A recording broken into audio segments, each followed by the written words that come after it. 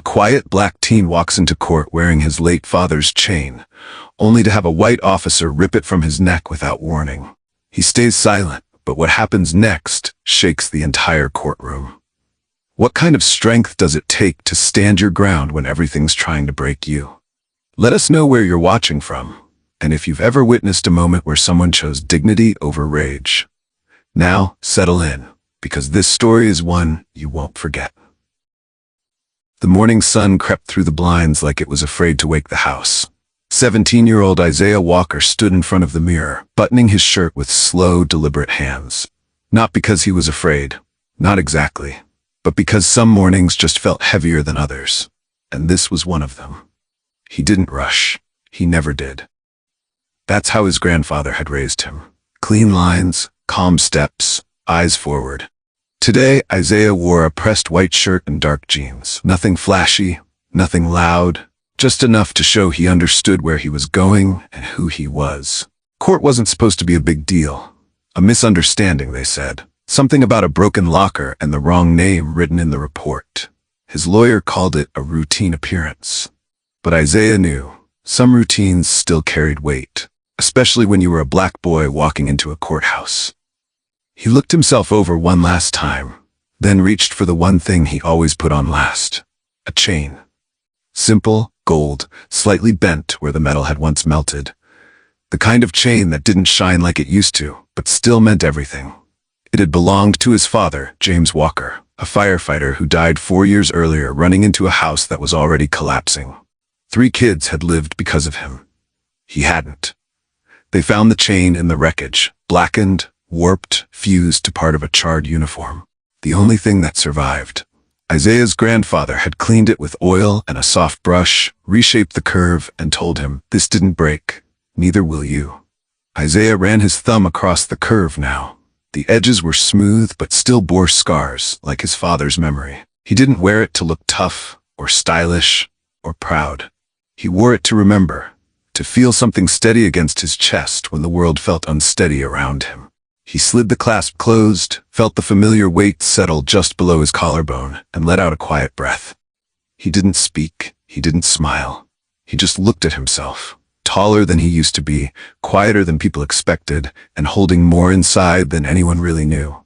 From the hallway came the soft shuffle of footsteps, a cane tapping gently against wood, then a familiar voice, roughened with age but steady.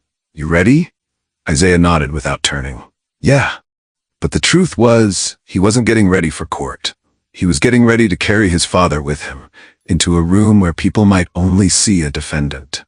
And he hoped, wherever his father was, he'd understand. Because Isaiah wasn't walking in just to be heard. He was walking in to be remembered. The old sedan rolled down Market Street in silence. The heater hummed low, warming the air just enough to keep the frost from the windows. Outside, Philadelphia looked like it always did in winter. Gray skies, heavy sidewalks, and a chill that found its way into your bones if you weren't careful. Behind the wheel sat Moses Walker, 75 years old, fedora tilted just so. His hands, leathery and veined, gripped the wheel with quiet strength. He drove slow. Deliberate. The way men do when they've lived long enough to know there's no point in rushing into anything, especially not a courthouse. Isaiah sat in the passenger seat, his posture straight, his face unreadable. The gold chain rested beneath his collar, close to his heart. They didn't speak for a while.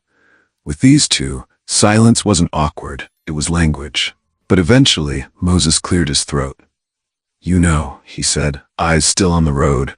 "First time I stepped into that courthouse, I was 19. Didn't even make it past the door before I was face down on the sidewalk. Said I looked like someone they were looking for. Never told me who." Isaiah didn't say anything, but his jaw tightened slightly. "They held me for 8 hours, Moses went on. Didn't charge me, didn't even write it up. Just let me go. Like I was a stray dog they changed their mind about kicking." He paused, then added, "That was 1968. You'd think things might have changed by now." Isaiah glanced over. "Have they?" Moses gave a dry laugh. "You're about to find out." For a moment, the weight in the car felt heavier than the engine. Moses turned the corner toward the courthouse. The building rose like a fortress of stone and glass, towering and cold. Uniformed officers stood at the entrance, Metal detectors. Flags stiff in the wind. It wasn't just the size of the place. It was the message. We hold the power here. Moses slowed the car and pulled up to the curb. He cut the engine, then turned toward his grandson. We don't bow today, he said, his voice low but firm. We walk in, head held high. That's our fight now. Isaiah nodded. Not the kind of nod that said I agree, but the kind that said I understand. They stepped out of the car. Moses walked with a slight limp, his cane tapping rhythmically against the pavement. He didn't move fast, but he moved with purpose. Isaiah walked beside him, his shoulders squared, his breath steady. But inside he felt it, the shift, that tightening in the chest, the invisible weight that wrapped around you when you were black and headed toward a courtroom. It wasn't the law that pressed down on him. It was the eyes. The way the officers at the entrance barely glanced at other people, but followed Isaiah's every move. The way a woman clutching a briefcase stepped slightly to the side as they approached. The way the man in a suit on the courthouse steps looked up and then immediately looked away, as if Isaiah's presence required conscious dismissal. He wasn't even inside yet, but he could feel it crawling over him. That subtle demand to shrink, to soften, to apologize for simply existing. But then he heard it, Moses's cane. Tap, tap, tap, a sound steady as a heartbeat, a rhythm older than shame. They reached the steps. Moses paused, breathing in the sharp morning air. You feel that? He asked, not turning his head. Isaiah nodded again. Yeah, I feel it. Good, Moses said. Now walk through it. And so they did. Not because they expected justice to greet them, but because showing up, refusing to flinch, was a kind of justice all its own. The hallway outside courtroom 2B was colder than it had any right to be. Not just from the tile floors or the draft slipping through the old vents. It was the kind of cold that came from something deeper, something unspoken. Like the walls had soaked up decades of arguments, accusations, and verdicts, and now exhaled silence. Isaiah sat quietly beside his grandfather on a long wooden bench, his back straight, his hands folded neatly in his lap. The chain under his collar rested against his skin, warm from his body, steady like a heartbeat. He didn't fidget. He didn't slouch. But he felt it. The eyes. Not everyone was looking at him, but enough were. A man in a charcoal suit glanced his way, then turned back toward his phone a little too quickly. A woman in heels crossed the hallway, her purse shifting tighter against her shoulder when she passed by. Even the janitor, mopping slowly near the elevator, lingered just a moment too long when Isaiah caught his eye. It wasn't hostility. Not exactly. It was wariness. That kind of quiet discomfort people wear when they see someone who doesn't match the picture in their heads. Too young, too tall, too serious, too black. Isaiah had learned to read those glances. They said, who's he here for? Or worse, what did he do? He kept his face calm, his body still. But inside something twisted slightly. Beside him, Moses sat motionless, cane between his knees, hat resting low on his brow. He didn't speak. He didn't move. But Isaiah knew his grandfather noticed everything. The hallway buzzed with low voices and squeaky soles. A clerk passed with a stack of papers. A public defender argued quietly into her cell phone. A baby cried somewhere far off. But then, something shifted. Footsteps. Heavy, purposeful, not rushed, but not soft either. The kind that announced themselves without saying a word. Isaiah looked up. A man emerged from around the corner, broad-shouldered in full deputy uniform. His boots were polished to a mirror shine, his belt loaded, his jaw tight. Officer Alan Bragg. Isaiah didn't know his name yet, but he'd remember his face. Bragg didn't walk like he belonged there. He walked like he owned the place. His eyes scanned the hallway slowly, deliberately, like he was choosing which fire to start first. And then, he saw Isaiah. The moment their eyes met, the air thickened. Bragg didn't blink, didn't smirk, didn't speak. He just stared. Long enough to send a message that didn't need words. You don't belong here. Isaiah didn't flinch, didn't look away, but something in his chest tightened. Bragg walked past them without a sound, but the soundless threat lingered. Moses shifted slightly in his seat. He didn't say a word, but Isaiah felt it in the way his grandfather's fingers tapped once lightly against the head of his cane, like a code passed down through generations. Watch that one. The hallway had just begun to settle again when the echo of boots returned. Officer Bragg was circling back. He moved slower this time, like a man inspecting his own territory. His eyes swept over the rows of benches, pausing briefly on a mother with a baby, a lawyer scrolling through emails, then locked back onto Isaiah. He didn't head for a door. He headed for him. Isaiah felt it before it happened. That prickle at the base of the neck, the instinct that says this isn't random. He straightened slightly, just enough to show he wasn't shrinking. Bragg stopped 2 feet in front of him, posture rigid, chin tilted with the kind of authority that had less to do with duty and more to do with domination. "You waiting on something?" he asked flatly. Isaiah looked up, meeting his gaze without flinching. "My hearing," he said. Calm, clear. Bragg's eyes dropped, not to Isaiah's hands or his shoes, but to the thin line of gold peeking from under his collar. "That chain," Bragg said, almost like it offended him. "You steal that, boy?" The word boy landed hard, sharp and coated in something sour.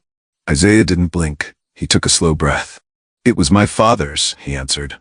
"A firefighter. He died in a house fire 4 years ago." Bragg studied him like he was trying to catch a lie forming on his lips. "A firefighter," he repeated, skeptical. He leaned in just slightly, voice lowering.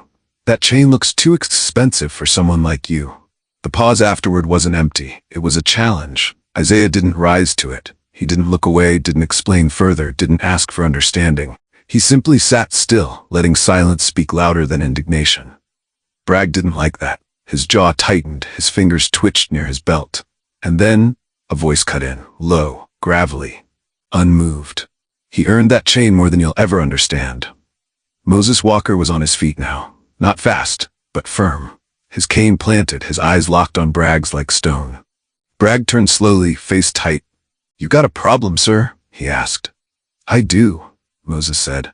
"But it's not worth discussing with someone who sees a boy's grief and calls it theft." For a second, nobody moved.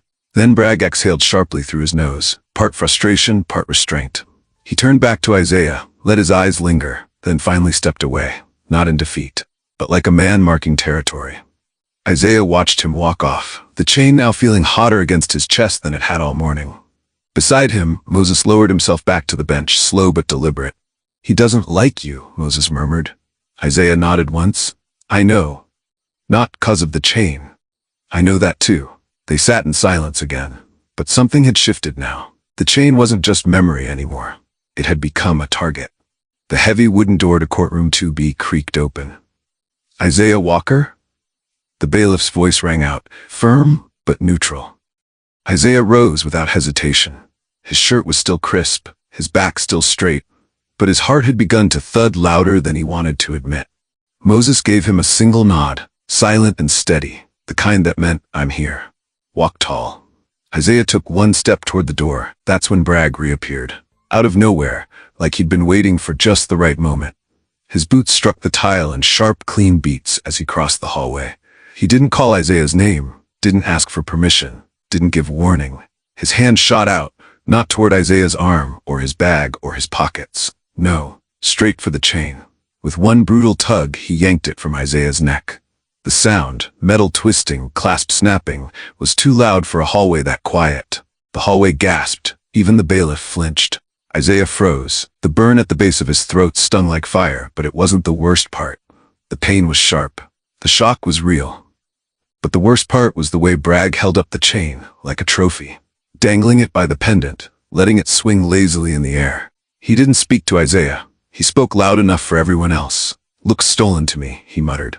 Isaiah's hand rose slowly to his neck. The skin was red, raw. The gold chain that had once been warmed by memory was now hanging in a stranger's fist. Moses stepped forward, fast for a man his age, cane tapping like a drumbeat. "You just stole from a child," he said, his voice low, hoarse, dangerous. "In a courthouse." Bragg didn't back down, didn't flinch. He turned, still smirking, and shrugged. "If it's his, he'll get it back. I'll log it as evidence." Evidence. That word hit Isaiah like a slap, as if a piece of his father, his lineage, had just been reduced to an object in a drawer somewhere. Bragg turned toward the courtroom door, still holding the chain. He didn't say another word. He didn't have to. He'd already taken what he came for. Isaiah stood there, frozen, not just by pain or anger or humiliation, but by the sheer violation of it all. He had done nothing wrong, said nothing wrong, worn nothing more than a memory. And for that, he'd been stripped, Not just of a chain, but of dignity, in front of the very place meant to defend it.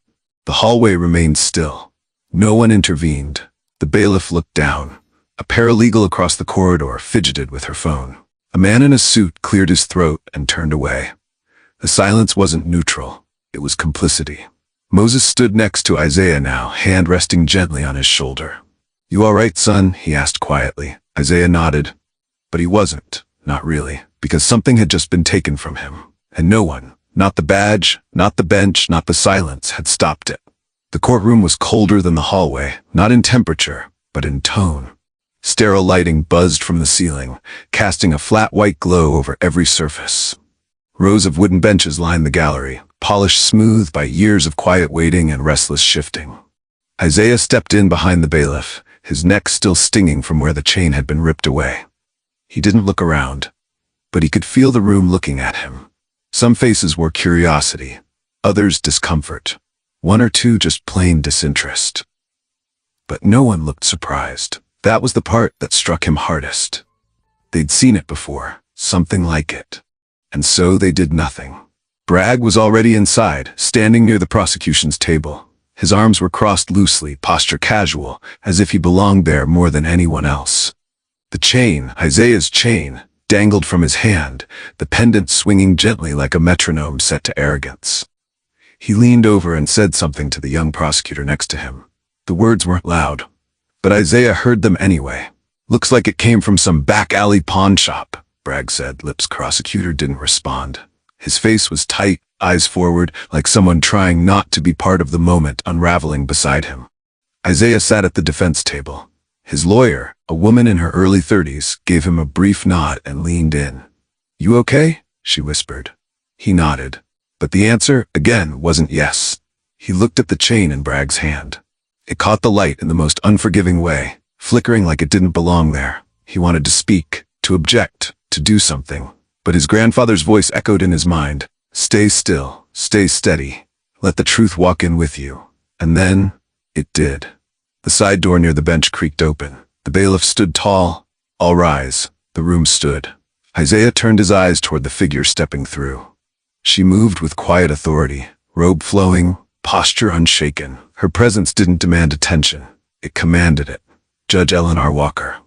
Isaiah didn't register her face at first. The light caught behind her, obscuring the details, but something in her walk, in the way she scanned the room, not rushed, not distracted, felt familiar. Her eyes swept across the space with calm precision, and for the briefest moment they landed on Isaiah. Something flickered. Recognition? He couldn't be sure. She moved to the bench and took her seat. No fanfare, no excess motion, just stillness. Then her voice, even, controlled. "All right, this court is now in session." It wasn't loud, but it cut through the room sharper than any gavel ever could. Isaiah's heart thudded again, but not from fear, from something else, something he couldn't name yet. But it was waiting in her voice. The room had gone still, but not quiet. There's a kind of stillness that comes right before thunder, before something shifts that can't be undone. Judge Walker rested her hands calmly on the bench, fingers interlaced like a lock that wouldn't break. Her face was unreadable, not cold, not cruel, just steady. Bragg stepped forward, chain still dangling from his gloved hand like it didn't belong to anyone real. "For the record, Your Honor," he said, clearing his throat, "the defendant was wearing what appeared to be stolen property. I confiscated it as possible evidence." He let the chain swing a little, just enough to catch the light, to draw every eye in the room toward it. Isaiah didn't blink, but the redness at the base of his neck still pulsed, the sting like a brand under his collar. Judge Walker looked at Bragg evenly. "Was the defendant under arrest when you seized this item?" she asked, voice controlled. Bragg hesitated just a beat. "No, ma'am." "Was he posing a threat to anyone in the building?" "No, Your Honor." "Did you have a warrant for seizure?" "No, ma'am." "Did you file a formal report after confiscating it?" "Not yet," Bragg said, tone clipped. "I intended to." She raised a hand. He stopped speaking mid-word. Her fingers lowered slowly as if adjusting the weight of the entire courtroom. "You took property from a minor," she said evenly, "in a federal courthouse, without probable cause, without a warrant, and without filing a report." Bragg stiffened. The courtroom's quiet turned heavier, denser. Even the hum of the ceiling lights seemed to vanish. She leaned forward ever so slightly. You didn't question him. You didn't verify anything. You made an assumption. Silence. You humiliated that boy, without cause.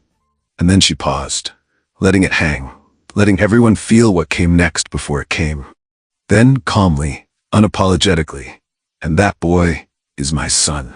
The ripple hit like a glass dropped from great height. A woman in the gallery gasped aloud. Someone else muttered, "No way." The court reporter missed a keystroke. The prosecutor stopped mid-page, his pen hovering above the docket. Bragg? He froze. For one perfect second, his confidence drained from him like water down a cracked pipe. His jaw tensed. His fingers stopped moving. The chain no longer swung. It just hung there. Awkward. Wrong. Isaiah turned toward the bench slowly. It was like seeing her for the first time all over again. Judge, mother, anchor. The same woman who had packed his lunch in elementary school, stitched up scraped knees, and stayed up late teaching him how to argue with grace, not anger. She didn't look at him now. She looked at Bragg, and her voice stayed steady. You didn't see a child wearing a memory. You saw a threat. You didn't see a grieving son. You saw a problem. Bragg's mouth opened, but no sound came. What you did, she continued, was not protocol. It was prejudice, dressed in authority, wrapped in arrogance. Now the murmurs in the gallery began again, low but present, like a current running under the wood of the room itself. Isaiah stood straighter than he had all morning, not out of pride, but out of truth, because someone had finally said aloud what he'd carried in silence. And the entire room had heard it. The man who had stolen his chain had also stolen the illusion that silence made it acceptable. Judge Walker leaned back slowly, her robe shifting like a curtain of gravity. The authority in her voice didn't come from volume. It came from knowing she wasn't afraid to say what others swallowed. The chain you're holding, she said finally, was worn by a man who died saving others, and now it's being used to shame his son. She let the final word linger, like punctuation made of iron. Bragg lowered the chain slightly, as if it had become too heavy to hold. Judge Walker sat motionless for a long beat, the kind of stillness that made the walls feel closer. Then, in a voice so calm it cut deeper than shouting, she said, "Return the chain." Bragg didn't move, not at first. Her eyes didn't blink. Her fingers didn't twitch. Now, she added. He shifted awkwardly, the chain suddenly feeling like it burned in his palm. He took a few slow steps forward, as if walking through molasses, and placed the necklace on the defense table, right in front of Isaiah. It landed with a soft, metallic clink. But the sound carried, like something sacred had finally come home. Isaiah didn't reach for it yet. Judge Walker's voice filled the space again. This courtroom is not a stage for ego. It is not a playground for power trips, and it is certainly not a platform for racial profiling. The gallery was silent, but it wasn't quiet anymore. Something had shifted. Even the people who'd averted their eyes before now leaned forward, a few jaws clenched. A woman in the third row whispered something to the man beside her. The ripple had started. Judge Walker turned her attention back to Bragg. You acted without cause. You violated policy. You degraded a young man in front of this court, without justification, without accountability, and without remorse. Bragg's shoulders tensed. His usual smirk? Gone. He looked smaller now, less like a pillar, more like a man caught in his own reflection. Therefore, she continued, you are formally barred from participating in further proceedings in this courtroom pending a full investigation. Gasps. Not dramatic ones, quiet, sharp intakes of breath. People weren't used to seeing consequences move this fast. Bragg opened his mouth to speak, but Judge Walker didn't let him. I will also be submitting a complaint to your department's Internal Affairs Division. I will request all surveillance footage from this morning for review. And I will follow up, personally. The chain on the table shimmered softly, a symbol of something reclaimed. The bailiff stepped toward Bragg without being asked. Not with aggression, not with threat, but with purpose. Bragg looked around the courtroom like he didn't recognize it anymore, like somehow he had become the outsider. And he had. The balance had shifted. Please escort Deputy Bragg to the lobby, Judge Walker said. His presence is no longer required or appropriate. Bragg hesitated, just long enough for everyone to see the crack in his armor, then turned, jaw tight, boots heavy on the floor. The gallery watched him go. Not with pity, not with fear, but with the silent satisfaction of witnessing justice begin to turn. And then came the whispers. First one, then another. Like wind pushing through a dry field, small voices finding their courage. Did you see her face when she said it? He didn't even know. That boy never said a word, and still, look what he did. In that moment, the silence broke, and in its place, accountability. By the time Isaiah and his grandfather stepped out of the courthouse, the midday sun had pushed away the gray morning chill. But something else hung in the air. Something quieter than weather. Attention. Not the kind Isaiah was used to. Not suspicion or side eyes. This was different. Someone had recorded it. The moment Bragg yanked the chain, the look on Isaiah's face, the silence in the hallway, the weight of the judge's words. The clip hit social media before they reached the car. By lunch, it was everywhere. 10 seconds. No music, no narration. Just the act. A white officer ripping a gold chain off a black teenager's neck in a courthouse. And the caption below it, he didn't know the boy's mother was the judge. The internet ran with it. Within hours, hashtag spread. Chain of justice, not your target, his mother the judge. Some reposted it in anger, some in disbelief, but others, they reposted it with hope. Isaiah didn't read the comments. He didn't need to. He could feel the shift. As they walked along the sidewalk toward the car, a voice called out, "Hey." Isaiah turned. A young man, maybe 19, stood near the edge of the courthouse steps. Hoodie, faded jeans, eyes sharp but nervous. "You the kid from inside?" he asked. Isaiah nodded slowly. The guy glanced around before stepping closer. "I saw what happened." Isaiah stayed silent. "That cop?" The young man's voice dropped. "Bragg's been harassing people in my neighborhood for years. Stopped my cousin last summer, said he fit a description, ended up breaking his wrist." Isaiah's expression didn't change. The guy exhaled, frustrated. "Most of us thought we couldn't do anything. Just stay quiet. Avoid him. Let it slide." He paused. "But you didn't." Then he said it, low but clear. "You made them see." He gave Isaiah a quick nod. No handshake, no fanfare, just truth. Then he turned and disappeared into the crowd. Isaiah stood still for a moment, hands in his pockets. The weight of the chain returned to its rightful place under his shirt. Behind him, Moses leaned on his cane, watching. "That boy's right," the old man said. Isaiah looked over.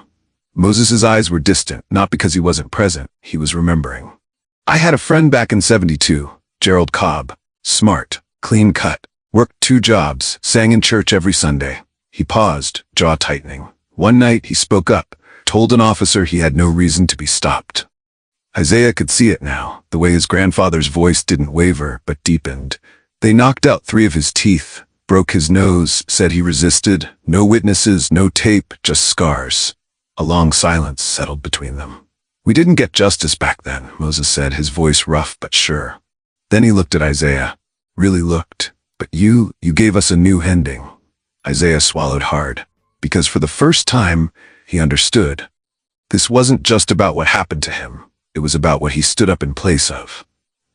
A moment he didn't ask for, but one that might change how others saw themselves. The living room was dim, lit only by the late afternoon sun cutting through the blinds. The courthouse buzz had faded, the cameras gone, the reporters moved on. But inside the Walker house, the weight was still settling. Isaiah sat on the edge of the couch, his fingers running over the chain now resting once again around his neck. The pendant sat just below his collarbone, warm from his skin. For the first time since his father's death, it didn't feel like a memory. It felt like armor. Across from him, Judge Walker, his mother, sat with her robe folded over the armrest. No bench, no gavel, just her. Barefoot, tired, but strong. They hadn't said much since coming home, not because there wasn't anything to say, but because the silence between them had always spoken louder than words. She looked over at him, eyes soft. "You held your ground," she said quietly. Isaiah nodded. "You did too." She smiled, but not the kind the public ever saw. It was the kind only a mother gives her son when she knows, truly knows, he's no longer a boy. Isaiah pulled out his phone and opened the Notes app. He stared at the blank screen for a few seconds, then typed, "Don't look away again." He wasn't sure who it was for. Maybe for himself, maybe for the people who sat in that courtroom and stayed silent. Maybe for the next kid who'd be forced to choose between dignity and survival. Maybe for all of them. A week later, the school invited him to speak at assembly. Not about Bragg, not even about the judge. but about courage. The auditorium was full. Teachers, students, counselors, even a few community members who had seen the video. Isaiah stood at the podium, hands at his sides. He didn't need notes. "I didn't plan to make a statement," he began. "I didn't ask to be part of anything." He paused. "I just didn't let someone take something from me without reason." Another pause. The room was silent. That might not sound brave, but sometimes bravery isn't loud. Sometimes it's just not flinching when someone tries to erase you. A beat, then applause. Not explosive, but honest. And in that sound, Isaiah felt something settle in his chest. Quiet, steady, unshakable. Not pride, purpose. Later that day, as the sun dipped low behind the school, Isaiah walked out of the building alone. His steps were measured, his head high. In his backpack was a notebook he'd started filling that week. Its first page held only 5 words. "This time, we were seen." He reached for the chain under his shirt, touched it lightly, then kept walking, because this chapter had ended. But the story was just getting started. Sometimes, justice doesn't roar. Sometimes, it just stands still, unshaken, undeniable, and unwilling to be ignored. Isaiah's story reminds us that strength doesn't always look like shouting back. Sometimes it's a quiet refusal to be erased, a moment of stillness that ripples into something greater. If this story moved you, if it made you pause, reflect, or even feel seen, we invite you to be part of that ripple. Like this video, share it with someone who needs to hear it. And don't forget to hit subscribe so you don't miss any of the powerful stories we tell right here on Mr. Max Stories. Your support means the world to us. Every like, every comment, every share, it tells us these stories matter. And it gives our small creative team the energy to keep crafting meaningful content that speaks to the heart. Because here at Mr. Max Stories, we don't just tell stories. We hold space for truth, dignity, and the quiet courage that changes everything. Thank you for listening, and we'll see you in the next chapter.